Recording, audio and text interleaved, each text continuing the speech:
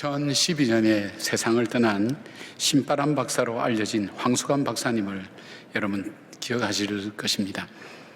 황수관 박사님은 자기 강연 중에 자기에 대한 이야기를 하면서 자기는 홍역으로 죽었다가 다시 살아났다고 그렇게 이야기를 했습니다.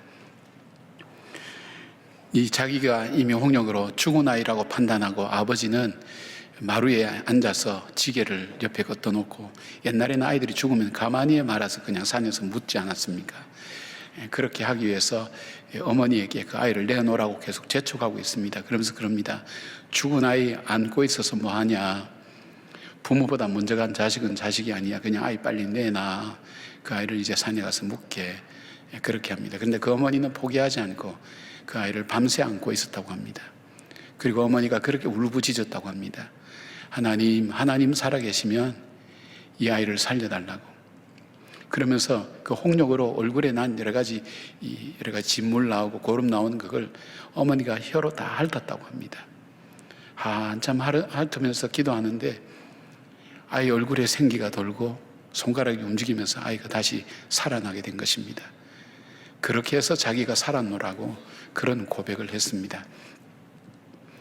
참 어쩌면 우리 한국 국민들에게 얼마나 많은 웃음을 주셨습니까? 얼마나 많은 건강에 대한 상식을 또 우리에게 주면서 우리 마음을 얼마나 회복시켰습니까?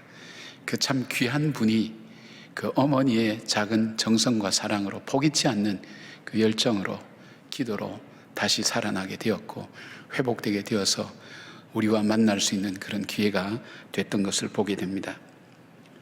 오늘 이 본문의 내용도 마찬가지입니다. 모세를 통해서 이스라엘 백성을 구원하기 위한 하나님의 큰 계획이 어디서부터 시작되는가 하는 것을 오늘 본문을 통해서 말씀하고 있습니다. 1절 보니까 레위 지파 중 한 사람이 레위 여자에게 장가들어라는 말씀으로 시작해 볼 때 가정에서 시작되었습니다. 그 가정에서 시작되어서 모세라는 아이가 태어났고 그 모세를 통해서 이스라엘을 향한 하나님의 구원 계획이 시작되었는데 그 시작이 바로 이 가정이었습니다. 여러분의 구원은 어디서부터 시작됐습니까? 아마 큰 어떤 역사를 통해 일어나신 분도 있고 또 믿음의 가정에서 자란 분도 있을 줄 알지만, 그러나 우리가 눈에 보이는 현상 그 이면 속에 오래전부터 하나님의 계획하심의 손길이 여러분에게 닿았고 연결되어서 오늘 우리가 이 자리에 있게 된 것으로 저는 그렇게 믿습니다. 자, 그렇다면 모세라는 위대한 인물이 어떻게 자랄 수 있었고 어떻게 하나님의 구원의 역사에 기여할 수 있는 인물로 성장할 수 있게 됐는가? 어떻게 해서 이 모세의 가정이 하나님의 구원 계획에 쓰임받는 그런 가정이 되었을까? 오늘 우리도 가정 안에서 살아갑니다. 우리의 자녀들도 양육합니다. 우리가 단순히 살아가는 그 가정이 아니라 하나님께 쓰임받는 가정, 우리의 자녀들이 하나님께서 정말 이 시대를 향해서 쓰시는 자녀가 되기 위해서 우리가 살아야 될 삶의 모습이 어떤 것인가 하는 것을 모세의 부모님을 통해서 우리가 한번 찾아볼 수 있도록 하겠습니다. 자, 이 가정이 하나님께 쓰임받을 수 있었던 그 이유는, 첫 번째는 부모들이 하나님의 관점으로 자녀를 보았습니다. 당시 이스라엘은 애굽의 박해로 강제노동에 시달리고 있었습니다. 이들은 박해에도 인구가 계속 늘어나자 특단의 조치를 취하게 되죠. 히브리 38을 명령해서 남자아이가 태어나면 죽이라고 명령합니다. 인구의 확산을 막고 이스라엘의 세력을 약화시키게 한 정책이었습니다. 그런데 이 명령이 잘 시행되지 않자 이제는 남자아이가 태어나면 무조건 나일강에 던지라고 그렇게 명령을 하게 됩니다. 출애굽기 1장 22절 보니까 그러므로 바로가 그의 모든 백성에게 명령하여 이르되 아들이 태어나거든 너희는 그를 나일강에 던지고 딸이거든 살려두라 하였더라. 바로 이때 태어난 아이가 모세였습니다. 2장 2절 보니까 여자가 임신하여 아들을 낳으니 그가 잘생긴 것을 보고 석 달 동안 그를 숨겼으나 라고 말씀하고 있습니다. 여기서 우리가 조금 주목해야 될 내용이 뭐냐면 잘생긴 것을 보고 그렇게 표현하고 있는데, 정말 그 아이가 미남이어서 아기를 숨겼다는 의미만은 아닙니다. 이 사실을 기록하고 있는 사도행전 7장 20절에 이렇게 표현하고 있습니다. 그때 모세가 낳는데 하나님 보시기에 아름다운지라 그의 아버지의 집에서 석 달 동안 길리더니 되어 있습니다. 모세 부모가 어린아이를 볼 때 단순히 자신들의 사랑 가운데 태어난 자녀라고만 보지 않았습니다. 부모들이 모세를 볼 때에 하나님의 관점에서 이 아이를 보았습니다. 하나님 보시기에 아름다운지라. 단순히 자기들 보기에 아름다운 그런 귀한 자녀로만 보지 않고 하나님께서 우리 가정에 주신 하나님의 선물로 보았다는 것입니다. 하나님이 쓰실 아이, 하나님께서 이 아들을 통해서 계획을 갖고 계시고 이 아들을 통해서 이루실 일들이 있는 이 아이, 우리에게 맡겨준 것은 우리가 그런 하나님의 일꾼이 될 수 있도록 이 아들을 잘 양육하는 것, 잘 보호하고 섬기는 것, 그것이 바로 우리 가정에 주어진, 우리 부부에게 주어진 사명이라고 생각하고 이 자녀를 길렀다는 그런 의미가 됩니다. 사랑하는 여러분, 우리가 자녀를 선물로 받을 때 얼마나 귀하게 여깁니까? 얼마나 기쁩니까? 짐승도 자기 새끼는 귀하게 여긴다고 하지 않습니까?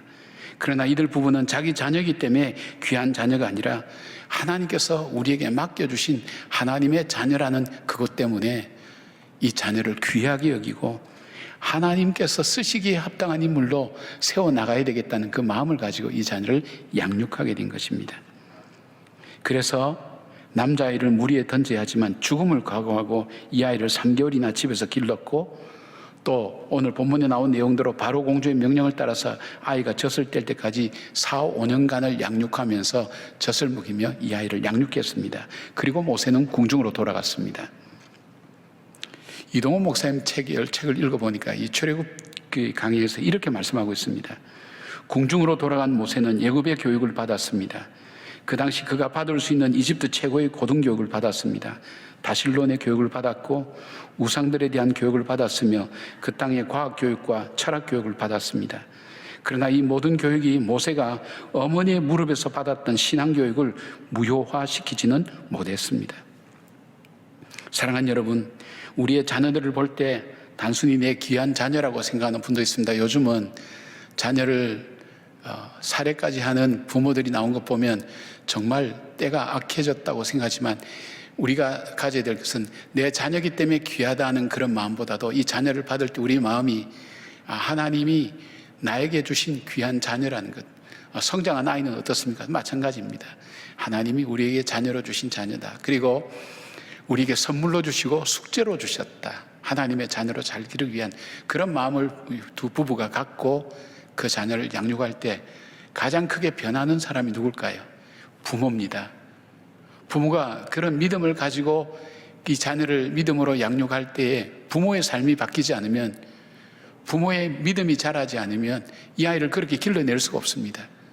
오늘 모세의 부모는 하나님께서 주시는 선물로 받아들이고 그 아이를 하나님이 기뻐하신 인물로 길러가는 일에 그들이 최선을 다하며 모세를 길렀다는 것을 봅니다. 잠언 22장 6절에 보니까 마땅히 행할 길을 아이에게 가르치라. 그리하면 늙어도 그것을 떠나지 아니하리라 그랬습니다.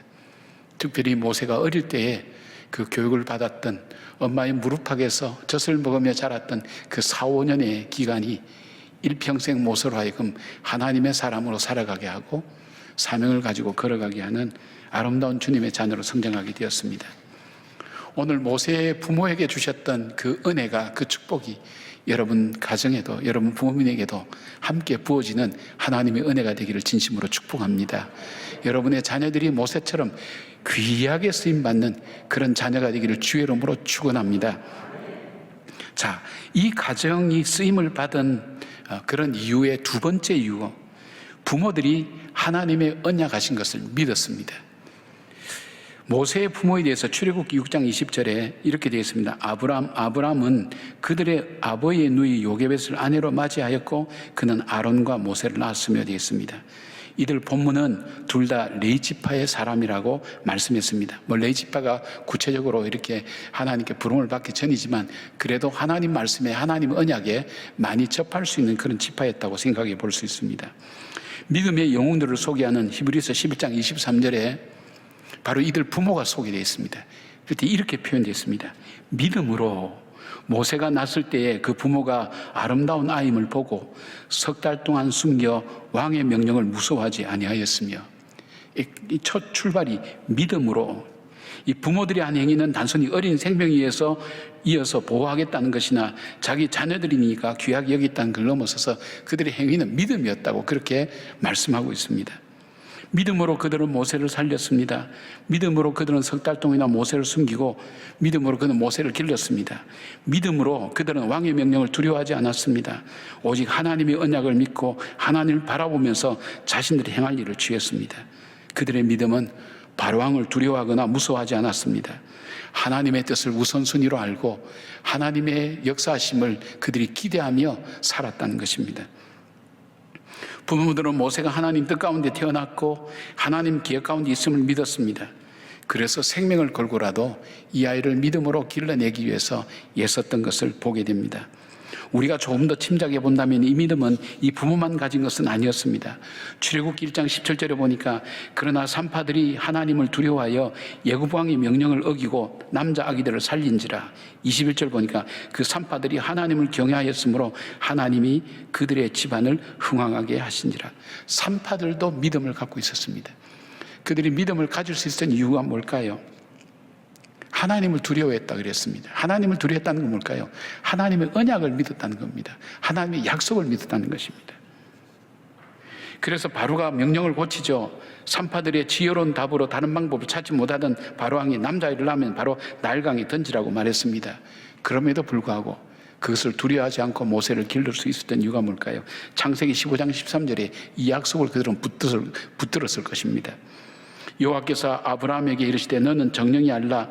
내 자손이 이방에서 객이 되어 그들을 섬기겠고 그들은 400년 동안 내 자손을 괴롭게 하리니 주였습니다. 모세가 태어난 시점이 바로 그 시점이었던 것입니다. 캄캄한 역사의 절망 속에서 절망적인 소식만 듣는 가운데 그들이 붙들었던 것은 현실이 아니라 하나님의 언약의 말씀이었습니다. 그들의 믿음이 바로 하나님이 쓰실 이스라엘을 구원할 모세를 살린 것입니다. 또한 모세를 길러낸 것입니다. 오늘 우리의 자녀들을 믿음으로 기르기에는 너무나 어려운 일들이 많습니다. 교육 정책적으로 보나 사회 분위기나 교육 환경이 얼마나 아이들을 믿음으로 기르기 어려운지 모릅니다. 기독교 이 신앙으로 양육하는 사학들을 없애려고 하는 시도들이 끊임없이 반복되고 계속해서 이루어지고 있습니다. 그리고 신앙으로 아이를 기르면 시대에 뒤처져지고 어리석은 아이를 길러내는 부모 취급을 받는 그 분위기 속에서 우리는 이 아이들을 기르고 있습니다. 어쩌면 그 당시에 남자아이들이 태어나면 다 죽이라는 그 사회적인 분위기 속에서 태어나고 자라는 모세와도 같은 환경 속에서 우리는 자녀를 길러야 되는 입장이 있습니다. 그러나 우리가 우리의 믿음이 하나님은 세상은 변화해도 하나님은 변치 않고 우리에게 약속하신 것을 이루신 하나님, 그 하나님께서 우리에게 이 자녀를 주셨고 이 자녀를 통해 하나님의 거룩한 역사를 분명히 열어갈 것이라는 그 확신과 그 믿음을 가지고 있는 여러분의 삶의 모습이 결단들이 이 아이를 길러낸다는 것입니다. 이 아이가 하나님의 사람으로 자라나게 만든다는 것입니다. 송구 영신 예배 때 영상으로 간증한 그 가정의 신앙교육에 대한 그 이야기를 들으면서 굉장히 감동도 받고 도전도 많이 받았습니다. 2년 동안 부모들이 보여준 가정 예배를 통해서 그들이 예상하지 않았던 뜻밖의 결실을 얻게 되었노라고 얘기를 했습니다. 그것은 무엇입니까? 저녁 9시만 되면 아이들이 성경책을 들고 이 시간이 하나님께 예배드리는 시간이라는 것을 아이들이 먼저 그것이 습관이 되었고 그 아이들이 얘기하는 거 들었지 않습니까? 너 왜 예배하니? 우리는 예배자로 태어났기 때문에 예배를 드려야 된다고. 우리가 어떤 과외 수업을 시켜서 이 아이들을 이렇게 할 수가 있을까요? 어떤 책을 읽게 해서 이렇게 할 수 있을까요? 어떤 경험을 하게 해서 얘기할 수 있을까요? 여기서 볼 수 있는 부모의 믿음입니다. 매 순간 우리 자신이 하나님 앞에 예배드리고 하나님의 말씀을 따라 살아가는 그 삶의 모습, 어려워도 지키고 그 다음에 이 직장에서 늦게 올 때는 차 안에서도 예배드리고 내 가정에서 아내와 아이들이 예배를 드릴 것이다 생각하고 함께 나누고 감사의 시간을 나눌 때 가족 간의 소통도 이루어지고 대화도 이루어지고 그리고 그걸 통해서 자녀들이 성장하게 되면서 이 믿음을 갖게 된 겁니다. 부모들의 결단입니다. 믿음으로 사는 부모들에 의해서 이 자녀는 길러지는 것입니다. 우리가 교회를 건축할 때도 70일 새벽 기도를 했지 않습니까?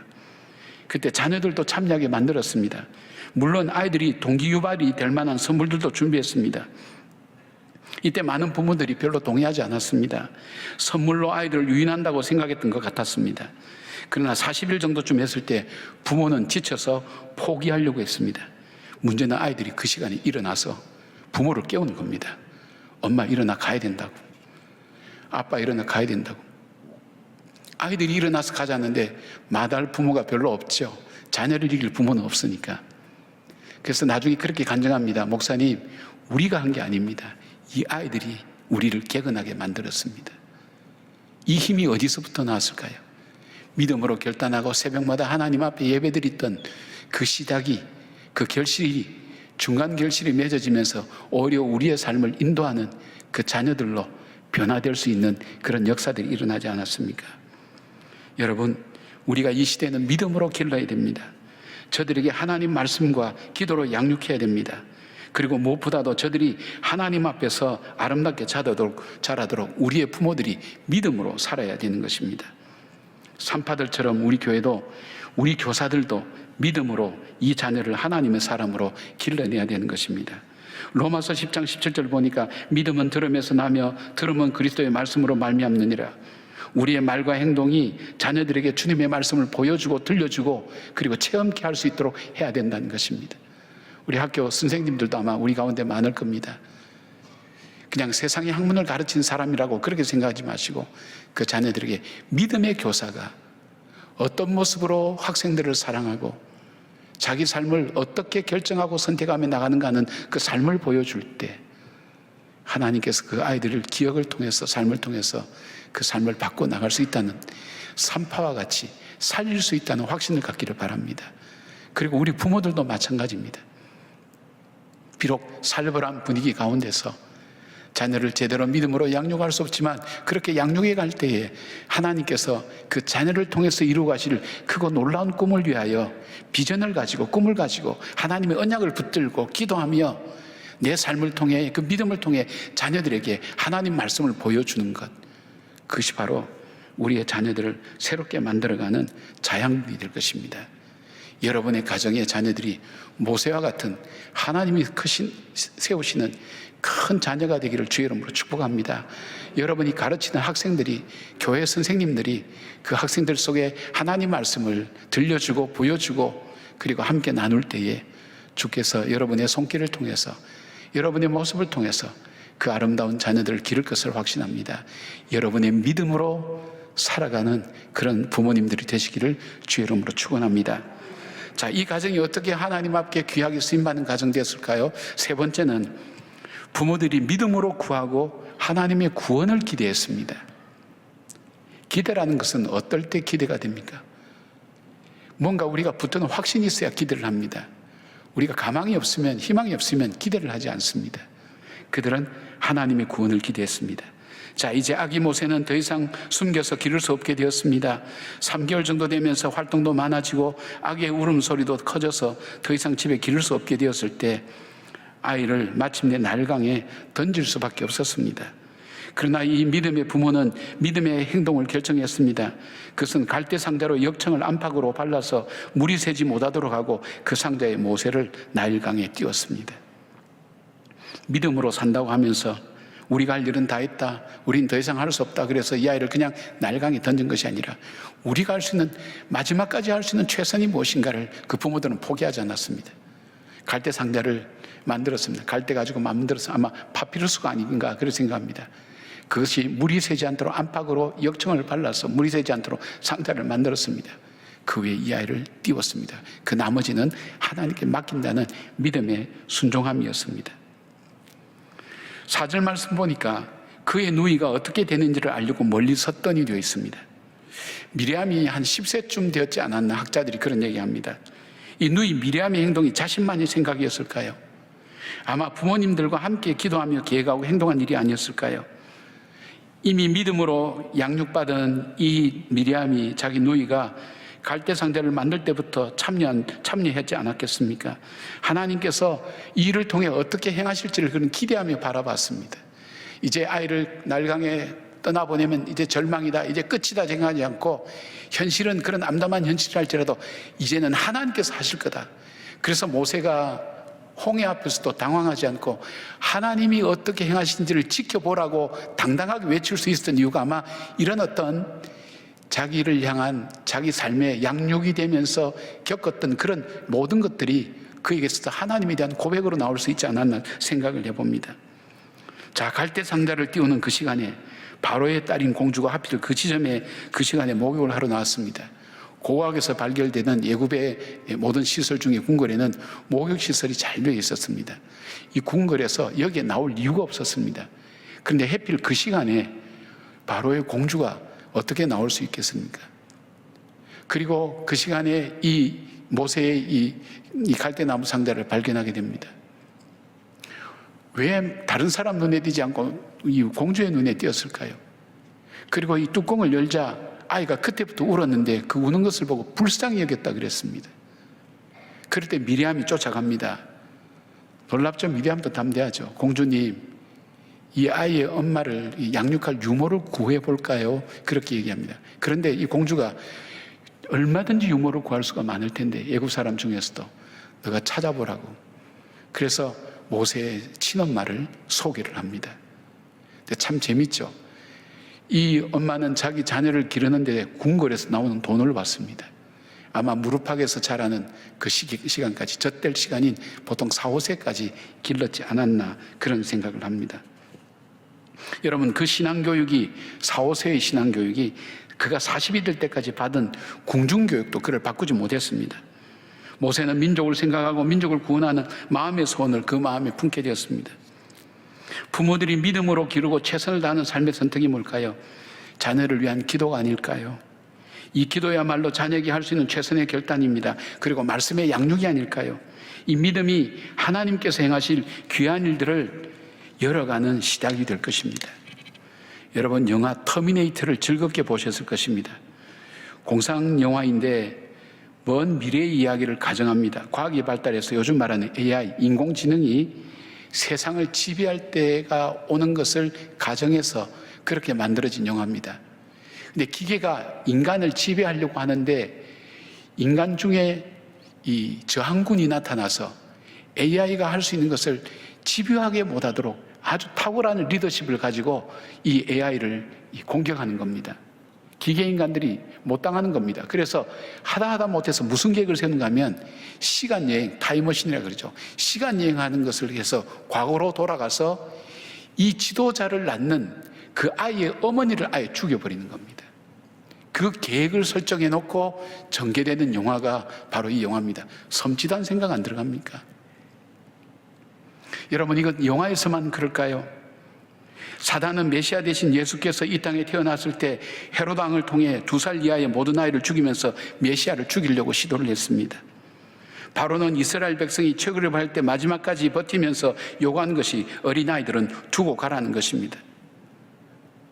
여러분, 사단은 우리가 하나님의 자녀로서 받는 복을 못 받게 집요하게 방해합니다. 이 복이 이어지지 못하게 만듭니다. 그러기 위해서 사단이 공격하는 것이 2가지가 있습니다. 그것은 하나님이 주신 선물입니다. 창조하실 때 주셨던 가정, 그리고 성령의 임재하심을 주셨을 때 주었던 교회. 이 가정과 교회는 우리를 믿음으로 살게 하고 우리의 생존의 문제를 해결하게 하는 굉장히 중요한 공동체입니다. 사단이 우리를 무너뜨릴 때 가정을 무너뜨립니다. 우리의 교회를 무너뜨립니다. 집요하게 공격합니다. 그들이 공격하는 것이 뭘까요? 아마 타협안을 낸지도 모르죠. 이 세대는 할 수 없어. 최선을 다해서 이 세대는 번성해서 그러나 다음 세대는 맥을 끊어놔야 돼. 그렇게 집중한다면 우리 자녀들 아닐까요? 앞으로는 교회가 비어져 갈 것이라고 말합니다. 가정도 이상하게 변해질 것입니다. 우리가 차별금지법이라는 것이 발효되게 되면 이게 지금 뭐 남자끼리 결혼하고 여자끼리 결혼하고 그런 가정도 만들어지고 그 다음에 아이도 입양해서 기르면 그 아이는 누가 엄마인지 누가 아빠인지도 모릅니다. 가족이라는 개념에 대한 혼란이 일어납니다. 그리고 때로는 가정이 이루어지면서 인내하면서 서로 도와가면서 사랑하면서 서로가 희생하면서 섬기면서 가정이 유지되는데 그것도 다 깨어져 나갑니다. 가정을 아예 가지려고 하지 않는 그런 일들이 일어납니다. 가정이 어려워집니다. 그래서 교회마다 어려워지면 교회가 비어져 간다고 얘기합니다. 교회가 규모 있는 교회 외에는 지금 교회 학교가 없는 교회가 너무 많습니다. 점점 없어져 갑니다. 아동부, 유치부는 없어진 교회들이 많고요. 아이 울음소리가 끊어진 교회도 많고요. 그 다음에 청소년부도 없어져 가고 청년들도 찾아보기가 힘듭니다. 이렇게 해서 10년만 가게 되면 교회는 점점 연세 드신 분들만 남으면서 그냥 거기서 끝나게 되는 그런 위기와 어려움들을 겪게 됩니다. 물론 하나님께서 그렇게 두시진 않을 겁니다. 그래서 우리가 해야 될 일이 뭘까요? 갈대상자를 만드는 것입니다. 모세의 부모가 자녀들을 위하여, 그 모세를 위하여 갈대상자를 만든 것처럼 우리가 갈대상자를 만들고 역청을 바르고 해서 그 아이를 비록 나일강에 띄운다 할지라도 하나님께서 붙으셔서 역사하실 수 있도록 우리의 삶 자체가 믿음으로 하나님 앞에 결단하고 다시 살고, 어떤 세대 가운데 어두운 세대 가운데도 하나님 말씀의 약속을 붙들고 그 말씀을 붙들고 하루하루 살아내는 그 삶 속에서 그 자녀들이 그 모습을 보면서 믿음이라는 것이 무엇일까? 그리고 어떤 환경 속에 들어가서 예굽의 교육을 받다 할지라도 그 교육이 그를 무너뜨리지 못하고 하나님의 사람으로 세워져 가는 것을 보게 됩니다. 사랑하는 여러분, 이제는 우리가 믿음으로 다시 살아야 됩니다. 부모의, 그 모세의 부모처럼 우리가 믿음으로 살았다고 이야기할 수 있어야 됩니다. 이 믿음이 우리의 자녀들을 새롭게 만듭니다. 이 믿음이 이미 성장한 자녀지만 우리의 기도로 이어지게 되고 우리의 섬김으로 이어지게 됩니다. 우리가 섬길 수 있다는 게 뭘까요? 기도보다 더 귀중한 섬김이 있을까요? 내 삶을 통해 말씀으로 그 자녀들에게 보여주는 것보다 더 귀한 섬김이 있을까요? 내가 하나님 앞에 서서 믿음으로 살아가는 것보다 더 좋은 교육은 없을 것입니다. 바로 그런 믿음의 그런 갈대상자가 만들어질 때에 우리 자녀들은 나일강에 던져져도 하나님께서 행하셔서 아름답게 다음 세대를 열어가는 믿음의 사람들이 될 것입니다. 캄캄한 밤중이라 할지라도 하나님께서 크고 놀라운 구원의 역사를 열어가시는 일꾼으로 쓰임받게 될 줄로 믿습니다. 그 일에 참여하시고 그 일의 주인공이 되시고 그 일의 혜택을 받으시는 믿음의 부모님들 되시고 여러분 가정 되시기를 주의 이름으로 축원합니다.